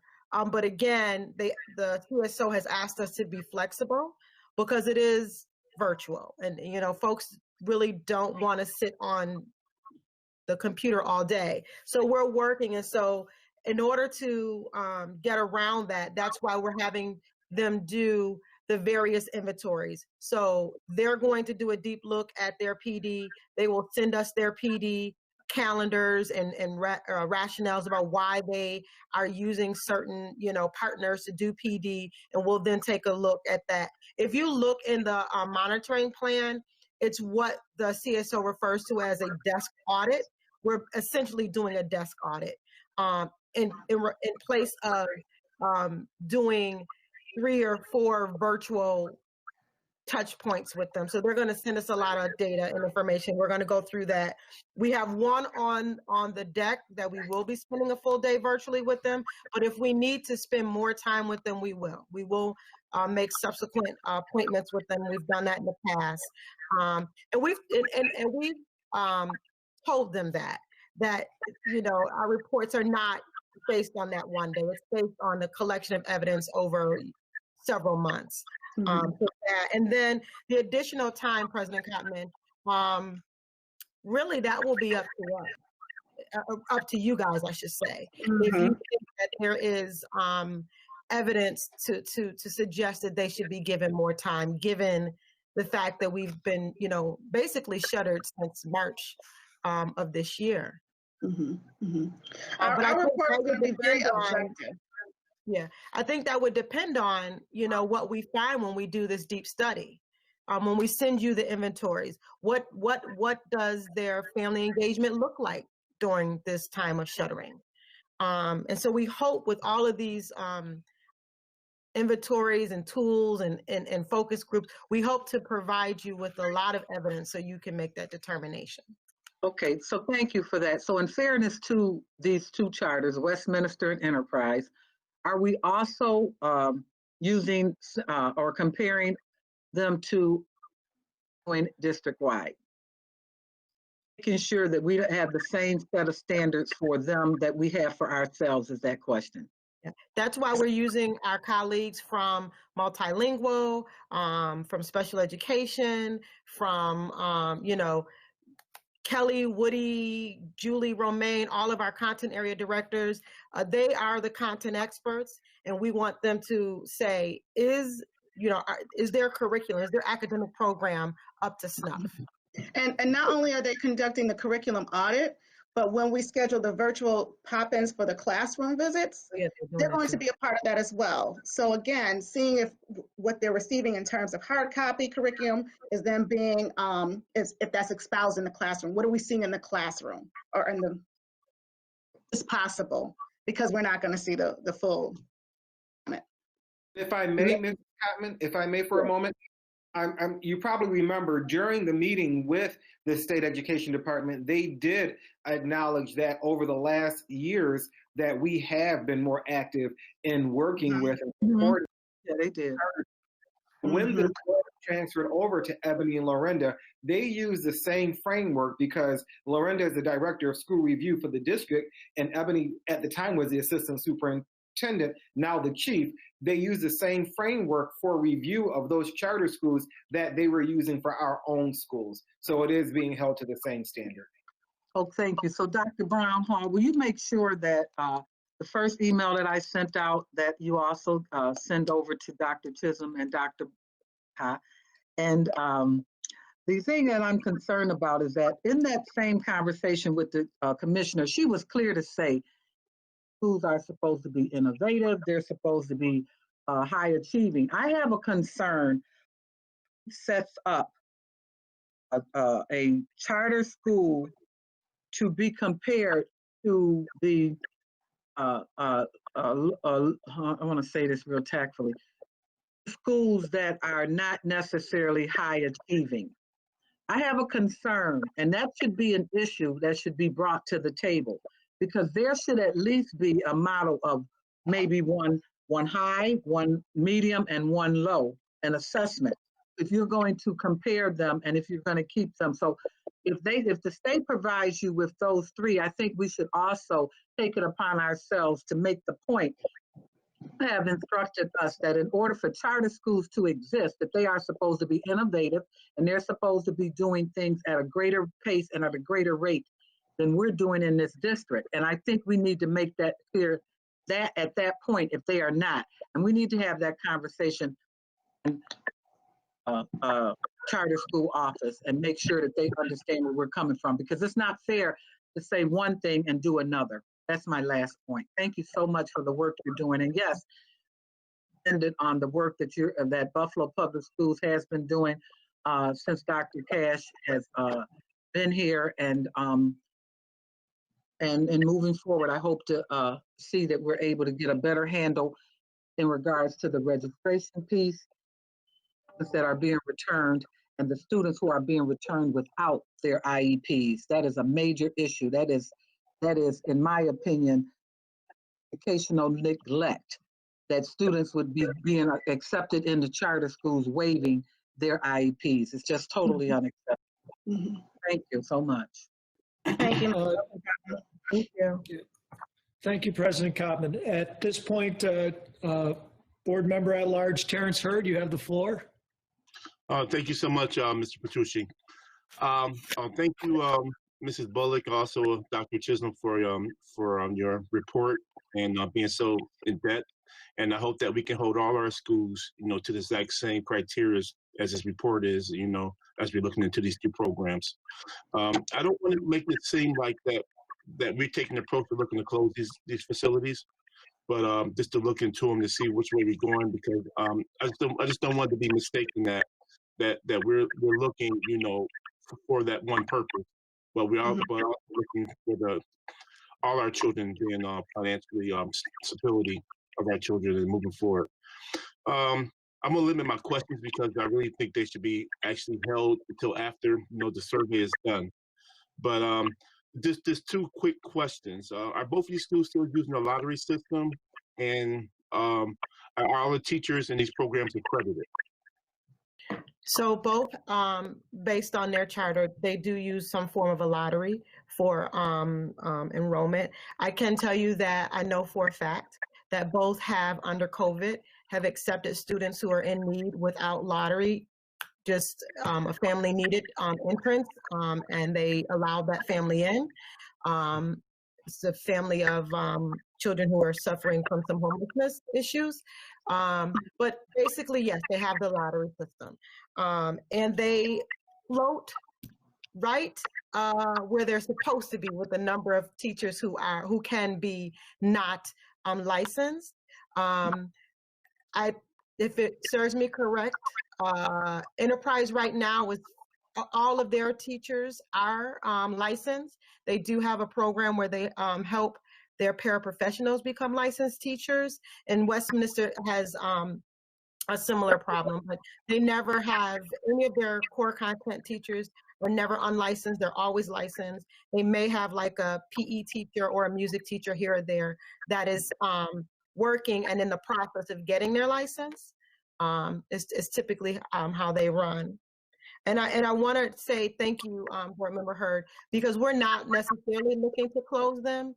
They didn't, to Dr. Brownhall's point, they did not necessarily like the rigor of how we review schools, but they have come along in the past 2-3 years that we've been working with them, because what they have found is the deep look we're asking them to take is bettering their practice, and it's better for their students. And so at the end of the day, I endeavor to make our community better for Buffalo kids.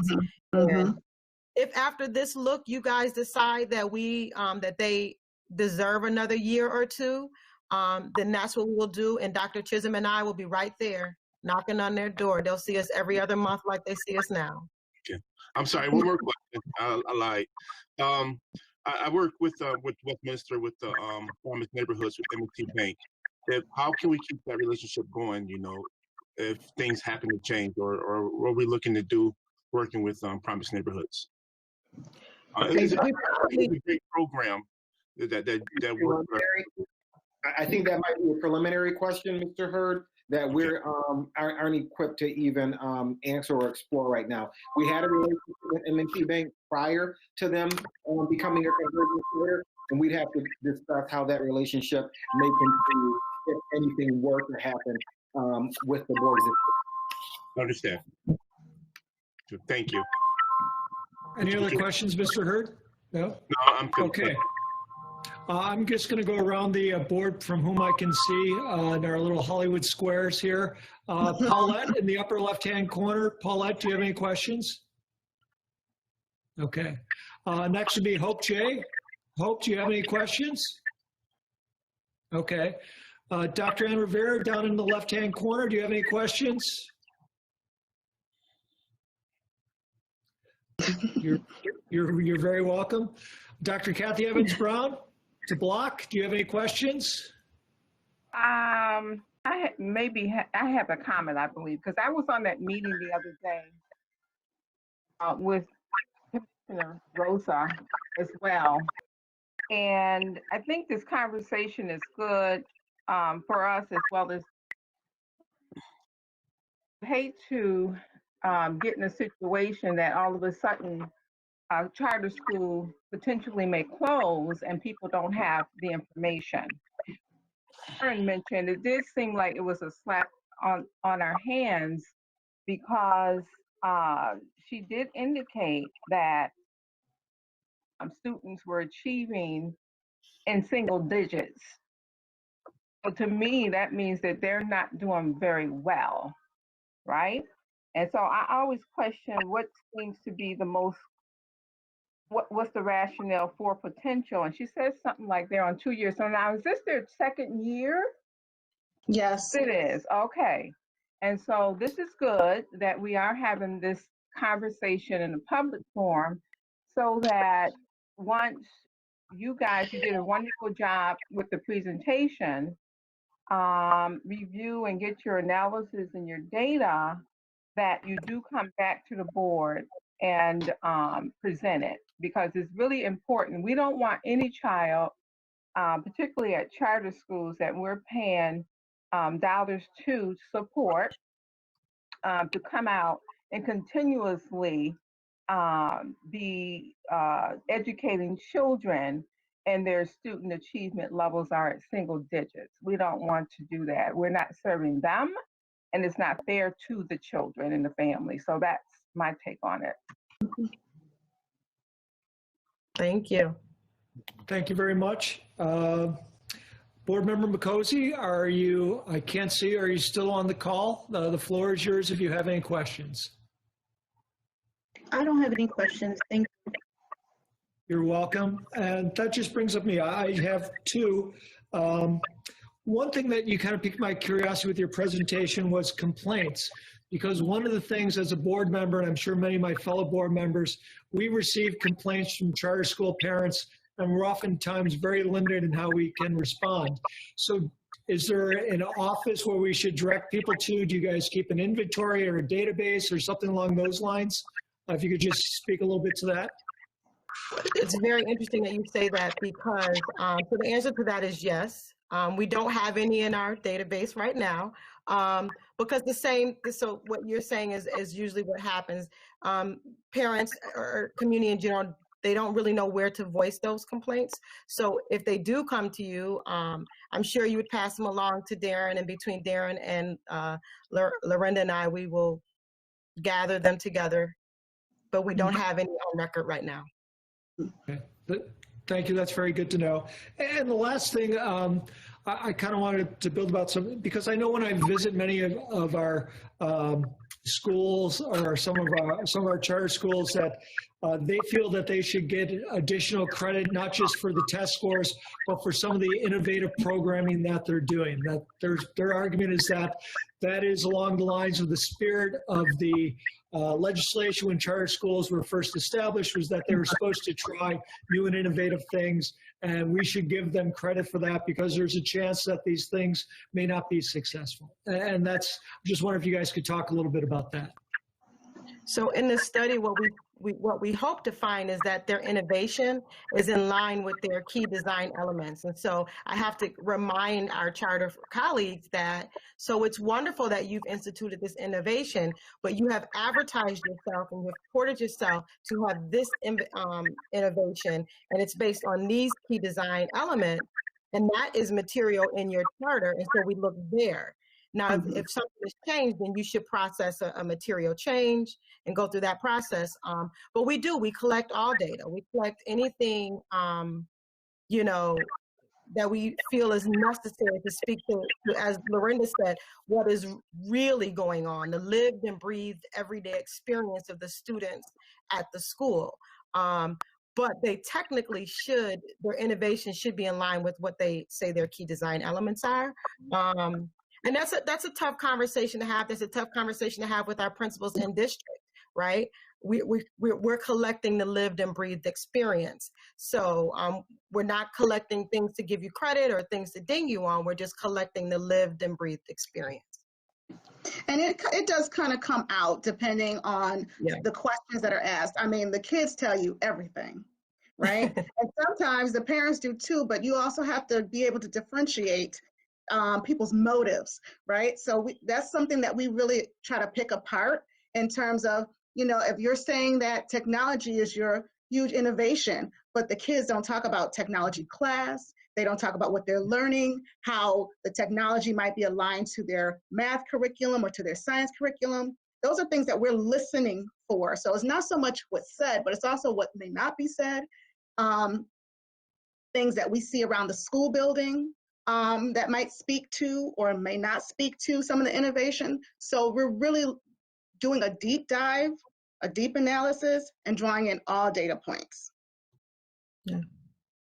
Oh, that's good to hear. It's good. I hope that the public who's watching has a greater understanding as to what goes into the review of our charter schools out there. It's been very informative. Does anyone else have any other questions? Yes, Ms. Bacozzi, floor is yours. It's not so much a question, it's more of a comment.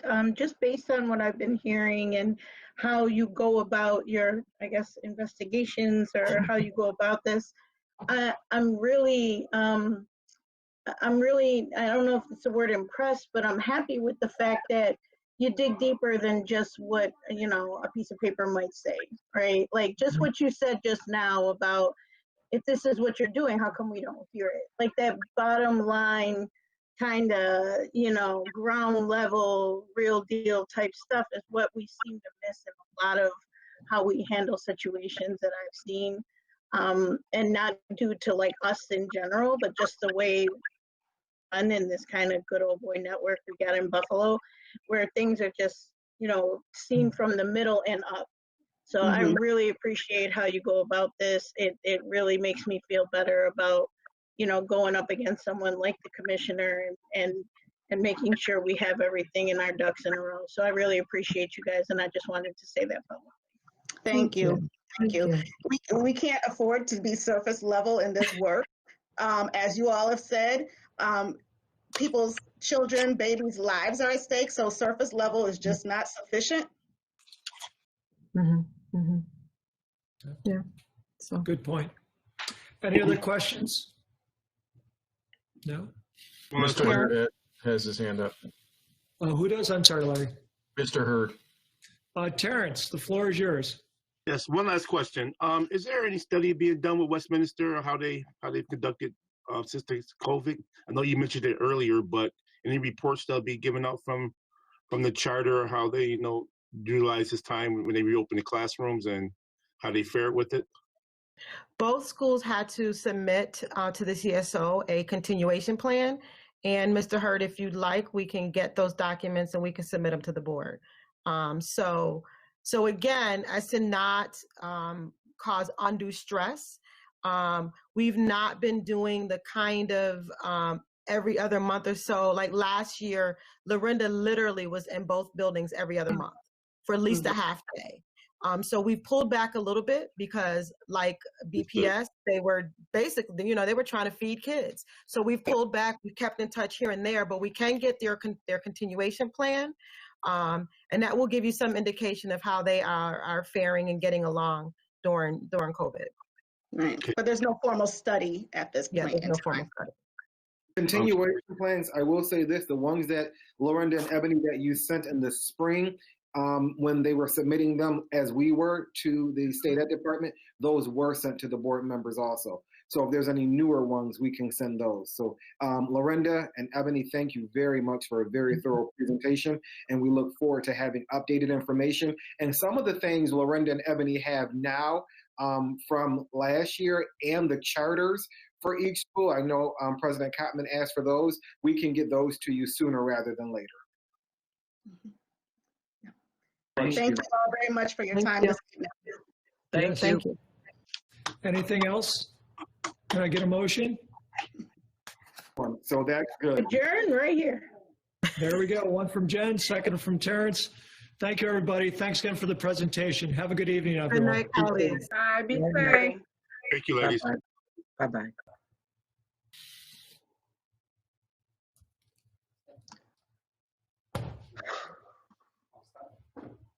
You okay, Sharon?